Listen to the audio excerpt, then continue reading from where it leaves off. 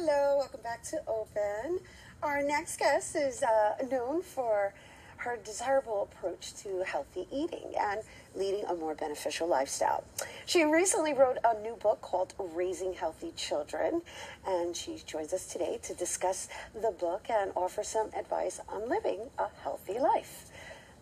Please welcome author, nutrition, health expert, and chef, Nancy Addison. Hello and welcome. Thank you. I'm so happy to be here. We're happy to have you here, and thank you for being here.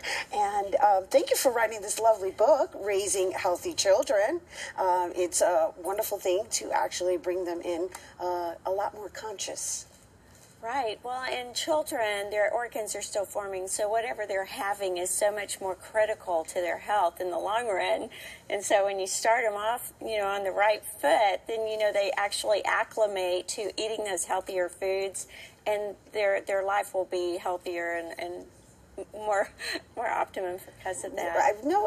The reason I said what I said is because I'm coming from a cultural upbringing in having certain cultural foods.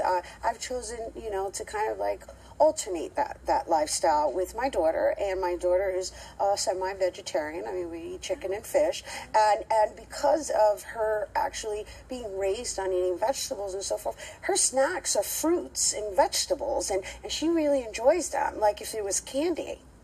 Well, it's interesting, but we actually make taste buds all the time, and when you start children off on vegetables, they're going to acclimate and have taste buds that actually like that. And it's the same with us. We regenerate taste buds about every 2 weeks. So if you want to start eating healthier and that food doesn't always taste that great, if you stick with it and continue for about 2 weeks, your taste buds will actually change and acclimate to your new food.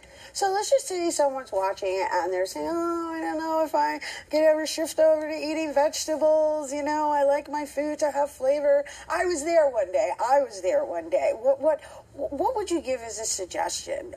Just in even incorporating it into your meal. Well, really, the more plant-based foods you add to your diet. I had one client who was raised on fast food, and he had a lot of heart disease and problems with his health.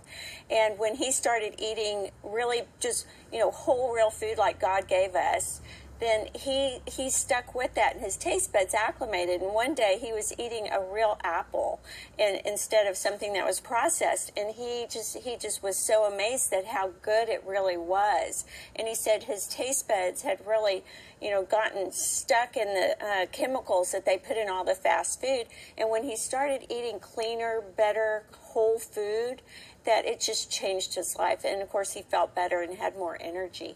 So they just put a shot on the products that are here on the table. I noticed that there's a lot of water.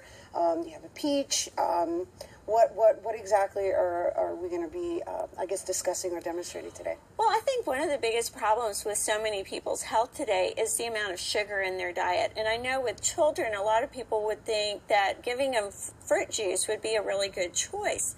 But really, fruit juice is like having pure sugar just into your system. So it can really stress your pancreas, raise your blood sugar, and it can create future diabetic problems. And so I would suggest eating whole, real fruit that has the fiber in it. It slows it down from going into your bloodstream, and it's healthier. It has the more vitamin C and things in it. And the sugar's natural. And the sugar's natural, and it's not added.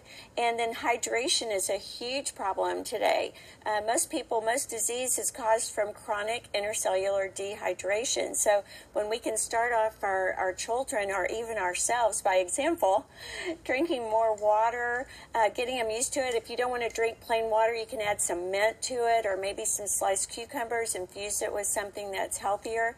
Kombucha, which is a natural probiotic drink. If you make sure you check and make sure it has a little bit of sugar and not a whole lot. Okay. That's something to really check for. And then coconut water is really a good choice. It has a lot of electrolytes in it. You don't want to overdo it because it does have natural sugar in it, but it's a great way to hydrate instead of using a processed drink that has chemicals and added chemical sugar and colorings in it.